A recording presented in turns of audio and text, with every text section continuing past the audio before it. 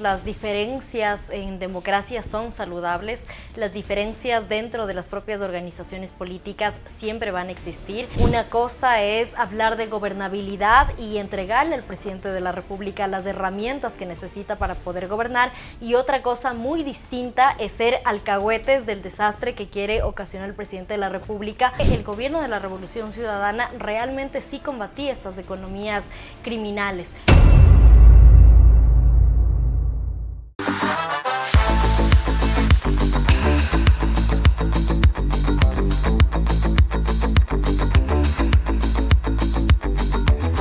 Hay varias gestiones que se llevan adelante en la Asamblea Nacional y que determinan el accionar de los diferentes bloques que han procurado la aprobación de varias leyes que vienen con el carácter de urgente por parte del Ejecutivo. Una de ellas, una ley que en este momento marca la polémica y que está ya vigente, que fue promulgada en el registro oficial, es la Ley de Seguridad y también de Inteligencia. Esta ley que conlleva algunas reflexiones marca desde el plano de la inconstitucionalidad a otros temas que irían pues en el ámbito de las restricciones que tendrían las libertades personales. Es el tema que lo vamos a abordar con la señorita asambleísta Yairén Noriega. Ella es asambleísta de la RC5, que se encuentra ya con nosotros en la programación de Frente al Personaje. No olviden ustedes que estamos en las plataformas de Global Opinion, en nuestro canal de YouTube. Usted se suscribe, le agradecemos mucho por la suscripción, y asimismo los likes y los comentarios son importantes para contextualizar este tipo de entrevistas. En las redes sociales de Global Opinion usted va a encontrar toda la coyuntura informativa permanente, diaria, del ámbito nacional e internacional. Así es que síganos en TikTok, en Facebook, en Instagram, en X, antes Twitter. Ahí va a encontrar toda esta gama de información que la estamos preparando directamente para ustedes. El programa llega gracias al apoyo de Thunder Mammoth. Más fuerte, más versátil, más eficiente. Kubiec, más que un buen acero. Existimos para acelerar el cambio hacia una construcción sustentable. Gracias, asambleísta, por estar acá en la programación de Frente al Personaje. Bueno, se deja entrever que el bloque de la Revolución Ciudadana internamente mantiene una implosión, que no hay acuerdos, que mucha gente está saliéndose.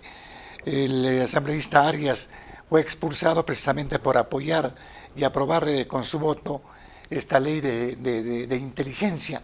¿Qué es lo que está pasando internamente en el bloque de la Revolución asambleísta? Bueno, primeramente muchísimas gracias por la invitación. Un saludo también a su audiencia. Qué gusto estar en este espacio de opinión para poder intercambiar este diálogo que me parece muy importante. Bueno, en principio decir que siempre, digamos, las diferencias en democracia son saludables, las diferencias dentro de las propias organizaciones políticas siempre van a existir. El problema surge cuando esas diferencias ya no son diferencias de opiniones, sino diferencias de principios. Creo que es lo que sucedió con el asambleísta Arias. Nosotros habíamos dialogado muchísimo, analizado esta ley de inteligencia, que no creemos que sea una ley que busca beneficios para el Estado en cuanto al combate del crimen organizado, sino más bien es una ley de espionaje, es una ley que el día de mañana cualquier ciudadano se encuentra en absoluta desprotección frente a un posible espionaje por parte del Estado. Esto lo conversamos entre los legisladores y el acuerdo fue no apoyar esta normativa. Claro, pero digamos la posición del asambleísta Arias fue distinta, sin digamos mayor argumento de por qué teníamos que apoyar esta normativa, sino más bien vemos un comportamiento que ha sido no nuevo, sino los llamados camisetazos, ¿no? Claro, legisladores que llegan con una organización política y ya en el pleno ejercicio en la Asamblea Nacional, no por diferencias ideológicas, sino más bien por conveniencias personales, por intereses, me parece a mí, digamos, por intereses personales, buscan estar del lado del oficialismo. Ya, pero entonces creo que eso es un poco lo que situación que ocurre con varios legisladores, son ya 3 que en este caso han salido del bloque, se puede determinar que internamente, porque es lo que se manifiesta, que podría haber un desgrane de los asambleístas de la Revolución a futuro, tal cual van dándose los temas que tienen que aprobar en la Asamblea Nacional.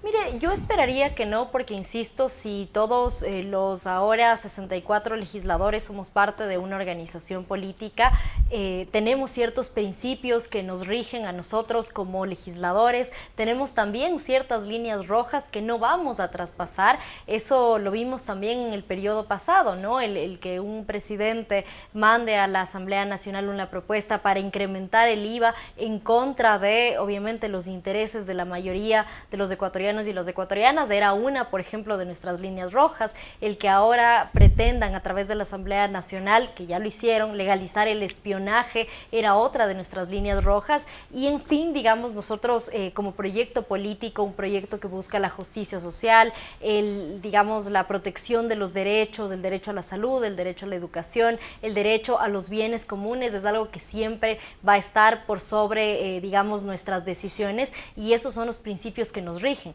Si es que algún legislador se aparta de esos ¿habrían principios, otras líneas rojas? Entonces, ¿habrían otras líneas rojas en este caso? eso es algo que nosotros tenemos que ir viendo en función de cómo avanza la Asamblea Nacional. Una cosa es hablar de gobernabilidad y entregarle al presidente de la República las herramientas que necesita para poder gobernar, y otra cosa muy distinta es ser alcahuetes del desastre que quiere ocasionar el presidente de la República con estos proyectos de ley que ha enviado a la Asamblea Nacional.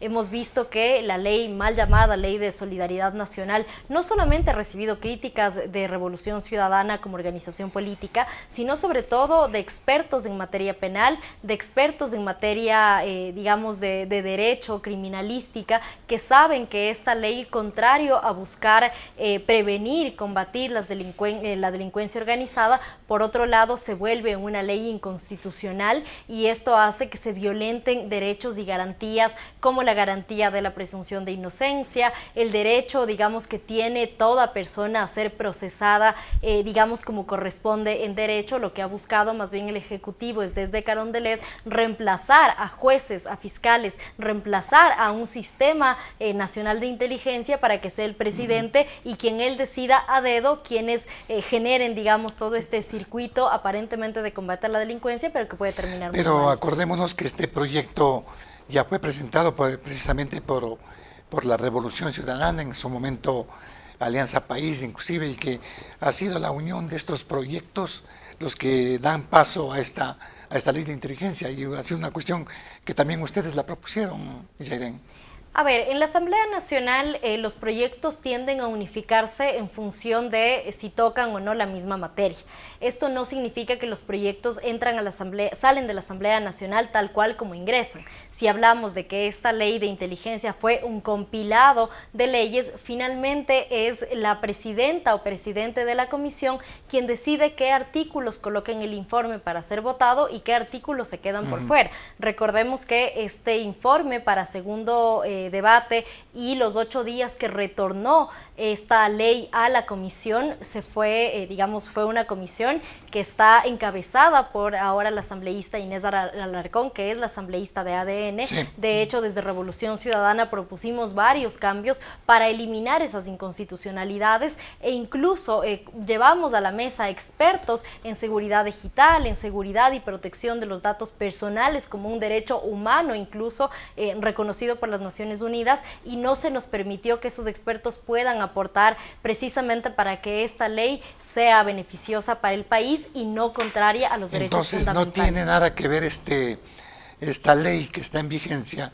con lo que habían propuesto ustedes anteriormente, Yairen. De ninguna manera. Desde Revolución Ciudadana jamás pretenderíamos legalizar el espionaje, que es lo que ha pasado con esta ley. Además, si usted se fija, habla de otros artículos que darían incluso paso a la corrupción, como los gastos reservados, y además de estos gastos reservados, que la única institución que puede hacer un control será la Contraloría, y además habla de que esos documentos, una vez analizados, tendrán que ser incinerados, es decir, no va a quedar prueba alguna de lo que el gobierno estará haciendo con esos recursos que, ojo, no le pertenecen al presidente de la República, sino que nos pertenecen a todos los ecuatorianos y a las ecuatorianas. Se está hablando también incluso, y hemos conversado con periodistas al respecto, del riesgo que supone para el ejercicio periodístico esta nueva ley de inteligencia, donde incluso a usted le pueden requerir, si es que en un reportaje usted utilizó fuentes reservadas, si a criterio de este este Sistema Nacional de Inteligencia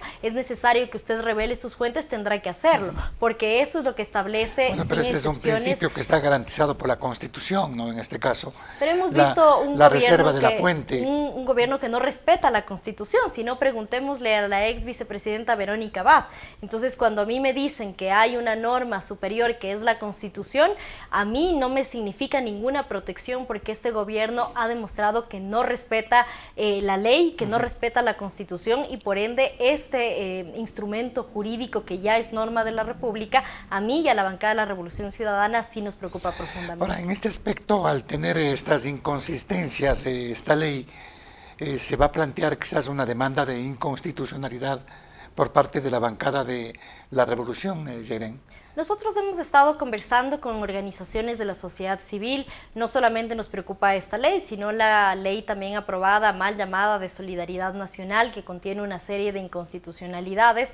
Es una posibilidad, todavía es una decisión que no hemos tomado, pero como le digo, en conversaciones, además con expertos, con organizaciones sociales, consideramos que en nombre de la seguridad, en este momento el presidente de la República está ejerciendo el mandato sin Dios ni ley.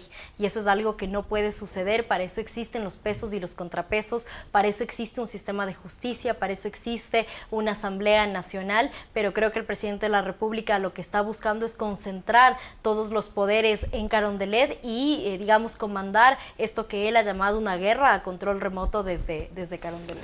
Bueno, pero en todo caso sería importante ese análisis de a ver si es que la Corte Constitucional en este aspecto hace un análisis constitucional de estas leyes que ustedes la califican que son inconstitucionales, ¿no? Pero en sí, directamente, tal como están, no están orientadas de pronto a luchar en contra del crimen organizado, que es lo que tanto se reclama en este momento, Yeren. Si es que estuvieran enfocadas a combatir el crimen organizado, por supuesto que estas leyes hubieran contado con el apoyo de la bancada de la Revolución Ciudadana, como lo hicimos en su momento. Creo que es importante hacer un poco de memoria y recordar que el periodo pasado, cuando el presidente Daniel Noboa estaba en su primer mandato, todas las leyes o la mayoría de leyes, salvo la ley en la cual pretendía incrementar el IVA del 12 al 15%, en su mayoría de esas iniciativas fueron apoyadas con votos, fueron aprobadas con votos de la Revolución Ciudadana, porque nosotros creíamos que, bueno, si el presidente necesitaba esas herramientas a nivel de materia legal, teníamos que entregarle para que él pueda gobernar.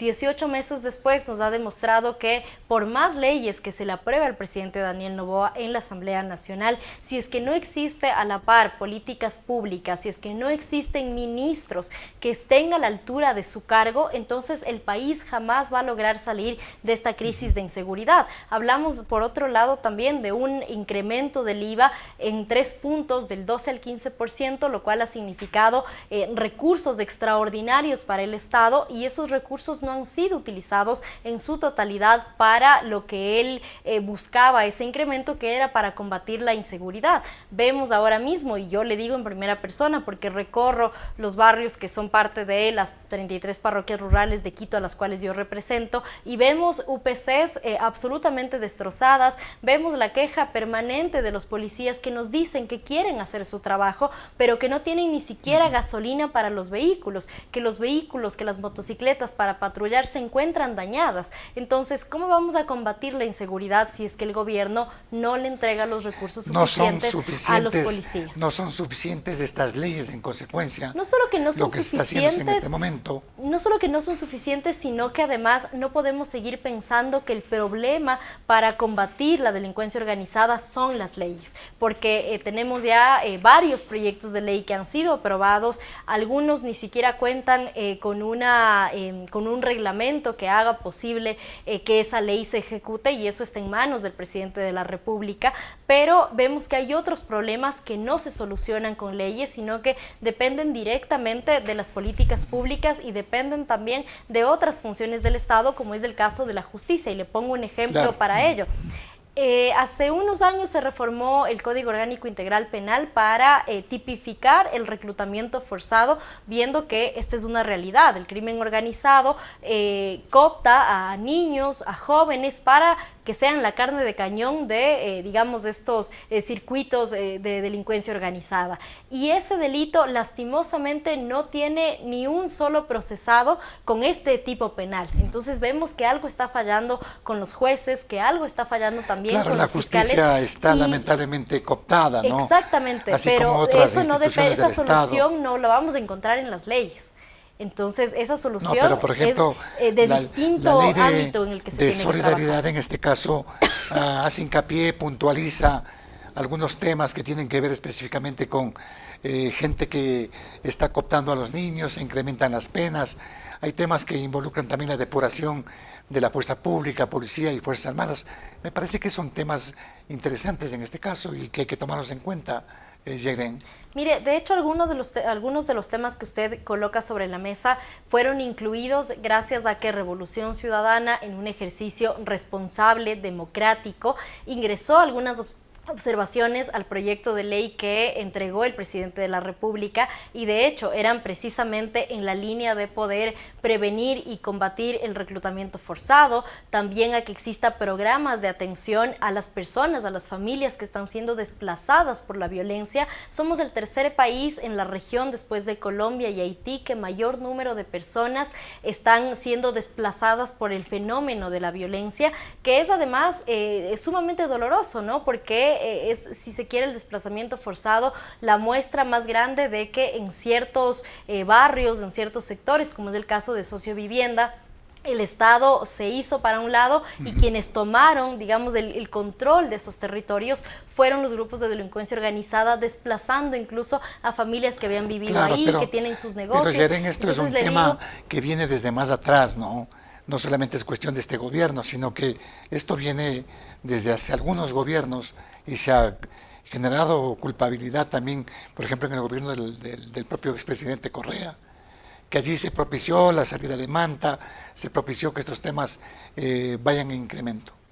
Mire, a mí me parece que hay que fijarnos en los hechos y hay que ser muy fieles a los datos para poder analizar temas que son tan complejos y al mismo tiempo tan delicados, porque a mí sí me preocupa que ciertos políticos usan el discurso, ¿no? Como hablar es gratis, entonces se dice cualquier cosa, y en ese sentido me parece que no es lo más responsable. Si nosotros nos fijamos en el gobierno de la Revolución Ciudadana, Ecuador fue uno de los países más seguros de la región, e incluso tuvimos varios reconocimientos por parte de la DEA, de la agencia que controla el tema de drogas, ¿no? En Estados Unidos. Sí. Tuvimos una condecoración, si no me falla la memoria, en el año 2014 o 16. Entonces eso da cuenta de que el gobierno de la Revolución Ciudadana realmente sí combatía estas economías criminales. Lo que vemos desde el año 2017 en adelante es un desfinanciamiento permanente del Estado, y no solamente lo vemos a nivel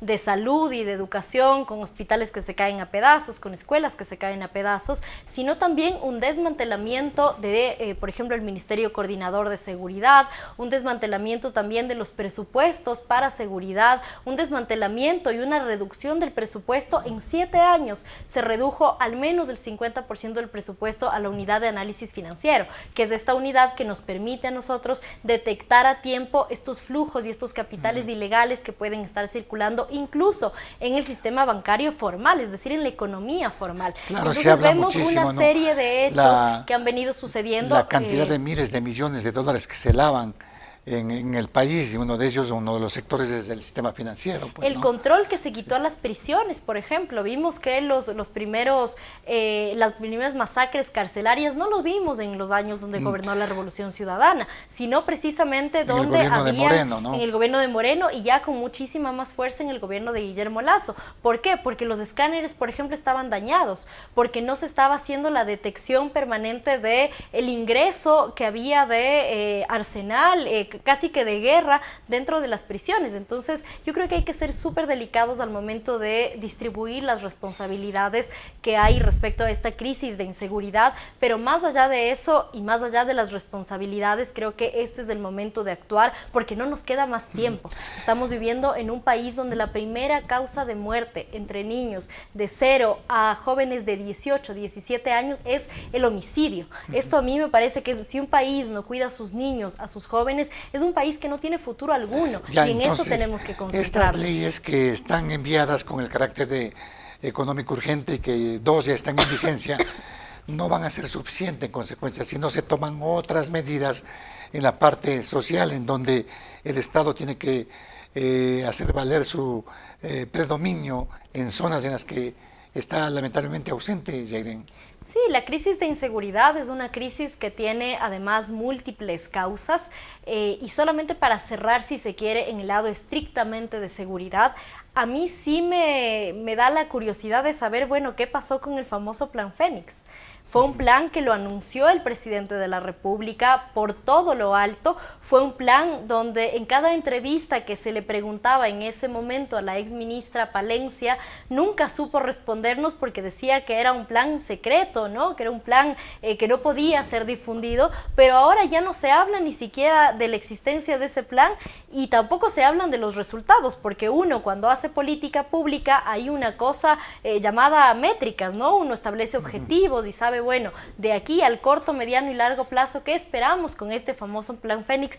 Nunca nos lo supieron decir, nunca estuvo siquiera incorporado dentro del presupuesto general del Estado un rubro llamado Plan Fénix, y ahora parecería que se nos olvidó que eso existe y el gobierno nacional no le ha entregado al país un verdadero plan de seguridad que a nosotros nos asegure que no solamente se requiere leyes, que incluso con o sin los votos de Revolución Ciudadana, usted lo ha mencionado, son leyes de la República, pero no podemos seguir esperando que el gobierno, la excusa de siempre sea la Asamblea Nacional, y esperamos más bien que se ponga a trabajar en todas las aristas que tienen que ver con la seguridad integral. En este aspecto, la Revolución Ciudadana va a seguir marcando un distanciamiento en lo que significa el tema de la oposición, Yairen. Se van a seguir oponiendo a las propuestas que vengan por parte del Ejecutivo. ¿Qué va a pasar con este nuevo proyecto que fue enviado recientemente? Mire, es innegable que el presidente de la República, que ADN representa un proyecto político diametralmente distinto a lo que representa y en lo que cree la Revolución Ciudadana.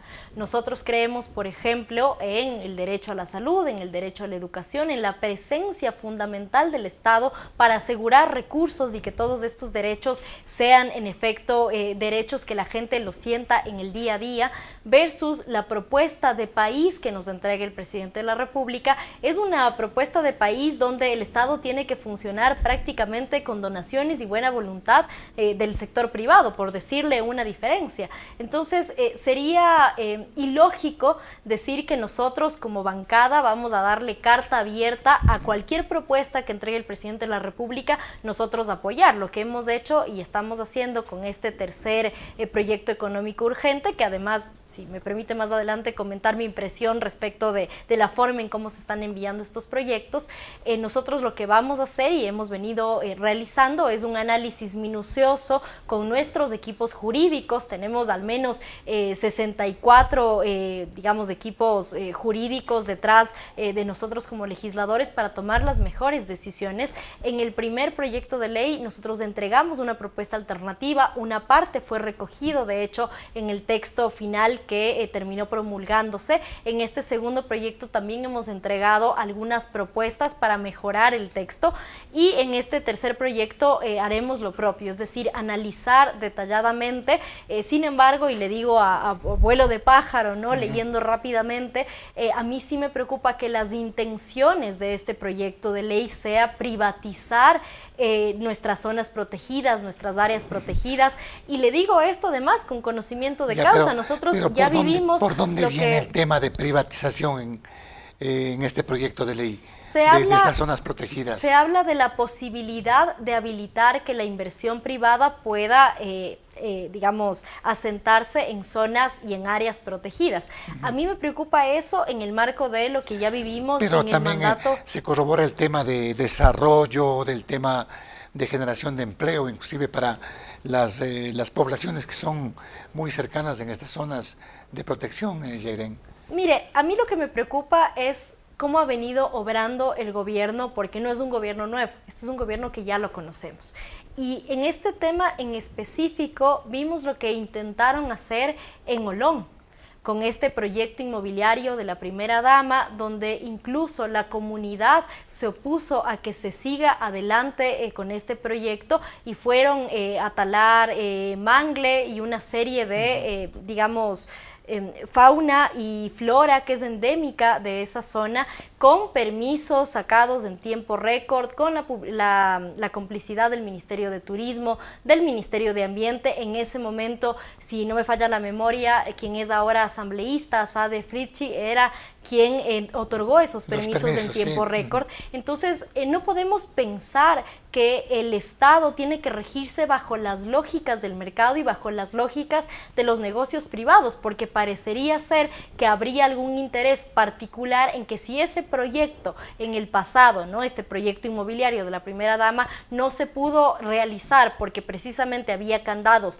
legales, con esta ley sí se pueda dar paso a que haya inversiones privadas y específicamente de ciertos intereses. Nosotros nunca nos vamos a oponer al desarrollo, nunca nos vamos a oponer a la inversión privada, pero la inversión privada responsable, una inversión privada que además vaya de la mano con el consentimiento que tiene que haber por parte de las comunidades ancestrales que habitan y que son parte, digamos, de estas áreas protegidas. Esta ley podría propiciar también un control en estas áreas protegidas. Vea que se está desarrollando minería ilegal, minería que está tomada fundamentalmente por grupos de delincuencia organizada. Pero ese control lo tiene que hacer el Estado. Debemos dejar de pensar... Pero a través de la ley también, pues, ¿no?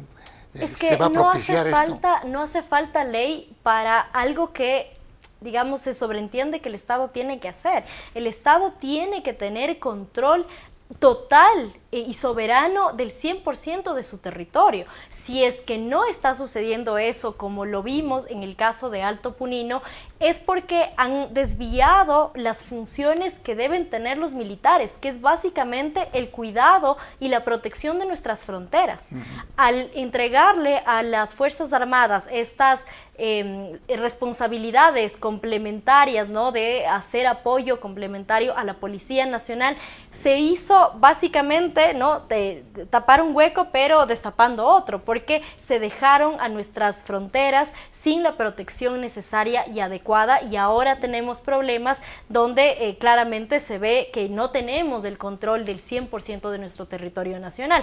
Pero eso es algo que no le podemos encargar a la empresa privada, esto es algo que no le podemos encargar, digamos, a la inversión extranjera, a la inversión privada, porque garantizar la seguridad del Estado y la soberanía territorial es una responsabilidad que debe tener y que tienen que asumir las fuerzas de orden estatales. Así que por ese lado, le digo, el proyecto no creo que aportaría, sino más bien, si queremos controlar nuestro territorio nacional, tenemos que dejar que los militares hagan la función para la que fueron encomendados, que fue precisamente controlar las fronteras de nuestro país. Ahora, en ese aspecto, con este nuevo proyecto, ¿podrían haber coincidencias de pronto con relación a lo que se está analizando con este tercer proyecto de ley de carácter urgente, Yairen? Mire, de hecho el día de hoy como bancada nosotros tendremos una reunión precisamente para poder analizar el texto. Fue entregado solamente hace unos días, por lo cual sería irresponsable de mi parte sin haber terminado de analizar el 100%. Pero usted tiene observaciones, no está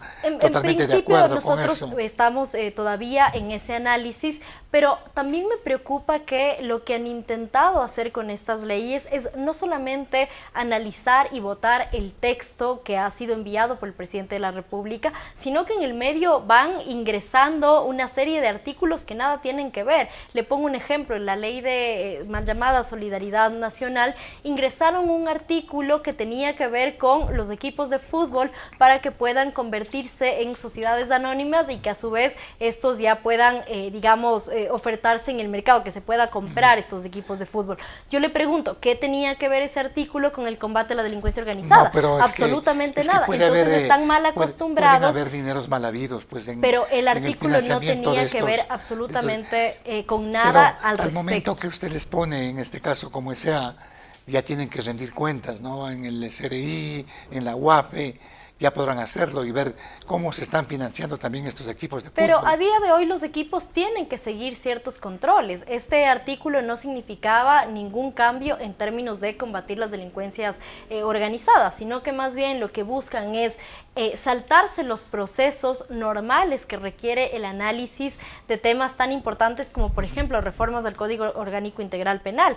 Recordemos que una ley económica urgente es eso. Primero, es de materia económica y segundo, es de urgencia. Esa urgencia tiene que ver con que el Estado pueda en tiempo, digamos, más rápido lograr tener una ley para lograr mayor recaudación. Por ejemplo, el cambio del IVA, eso sí que era una ley económica urgente porque era de materia económica y además el Estado, a criterio del presidente Noboa, requería esos recursos y su salida fue el aumento del IVA. Hasta ahí estamos todos de acuerdo. Sin embargo, lo que ha pasado en estas últimas tres normas es que se han saltado ese principio constitucional y ahora lo que intentan es hacer estas leyes trole, ¿no? Donde ingresan distintas materias. En el caso de la ley que se está analizando ahorita de contratación pública, ingresó como una ley para mejorar el sistema de contratación pública, entre comillas, mejorar también los controles para los servidores públicos y ahora se están hablando de reformas al Código Orgánico Integral Penal. Entonces, lo uno no tiene que ver con lo otro y al saltarse estos filtros, lo que se hace es que el debate en la Asamblea no pueda ser lo suficientemente responsable y prolijo para tratar materias, como le digo, tan delicadas como el Código Orgánico Integral Penal. La posición que mantiene la Revolución Ciudadana en el ámbito de la oposición, de una oposición crítica y quizás una oposición que permite también poner de antemano quizás alternativas dentro de lo que significa la aprobación de estas leyes.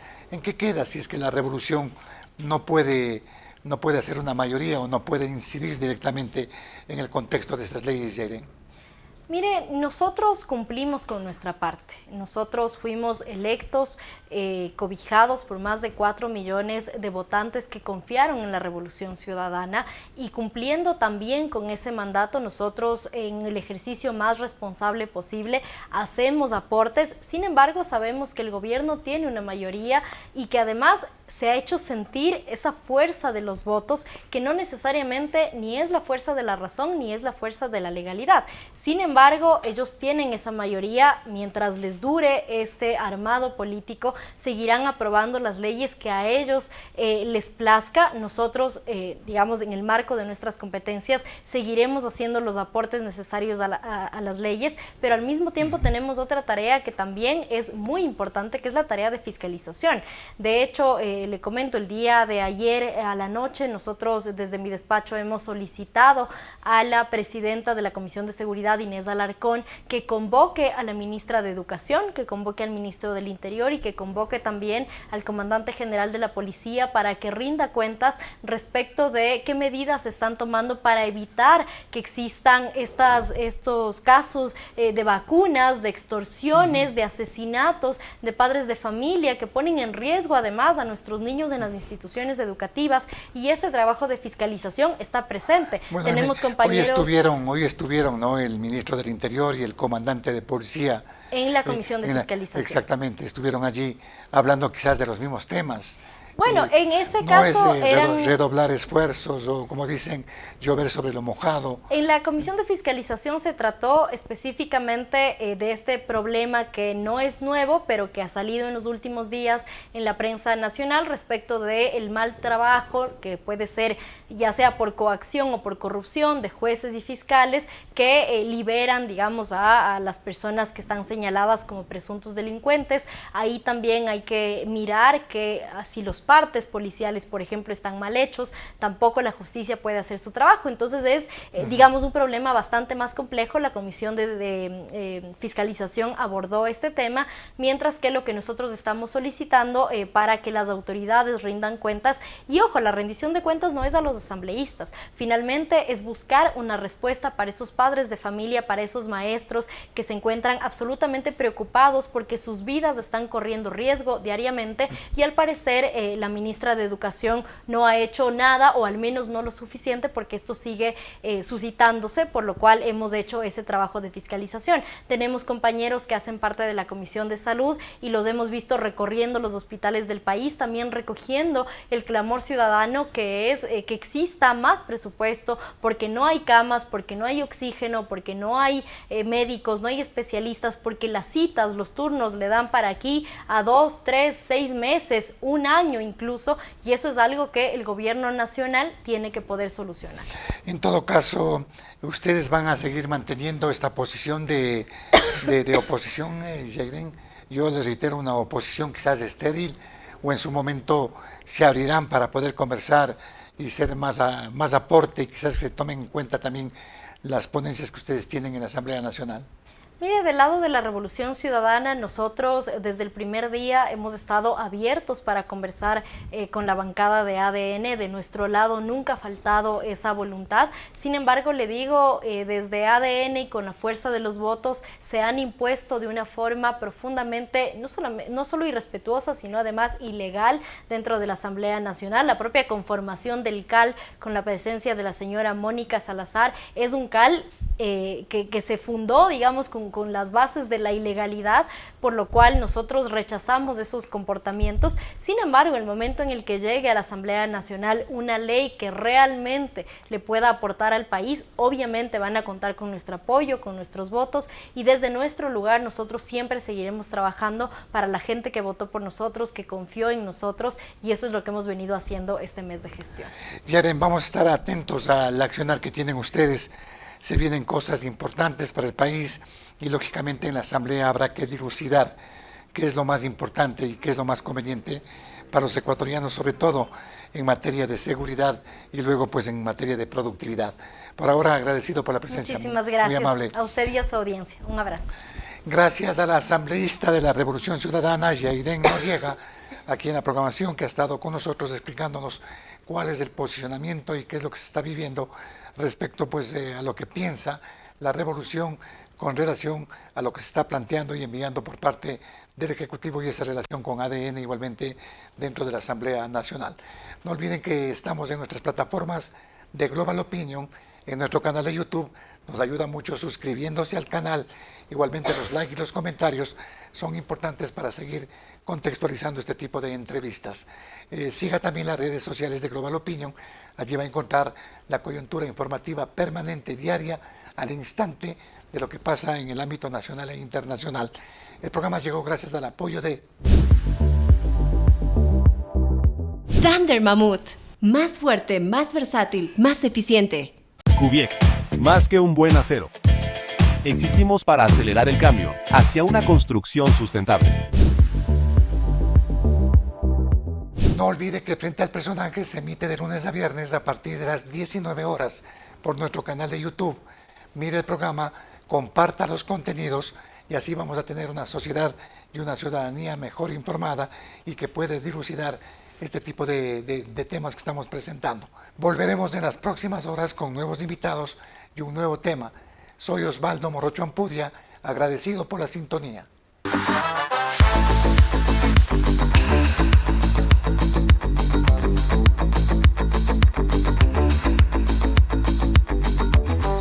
Kubiec, más que un buen acero. Existimos para acelerar el cambio hacia una construcción sustentable. Ofrecemos la mayor variedad de productos y soluciones para la construcción. Edificaciones metálicas. Puentes metálicos. Cubiertas de acero. Tubos, perfiles y flejes para estructuras metálicas. Construcciones en steel frame y Icon Plus. Paneles de hormigón alivianado. Paneles solares. Encofrados metálicos Doca. Kubiec, más que un buen acero. Él es Baltasar Ushka, el último hielero. Esta es la Thunder Mammoth M2, el primer motocarro de carga. ¿En qué se parecen estos dos personajes del Andes ecuatoriano? Que nacieron para ser los fuertes del trabajo pesado. Una potente herramienta de trabajo con amplio espacio de carga. Thunder Mammoth M2. Fabricados para durar, diseñados para ahorrar.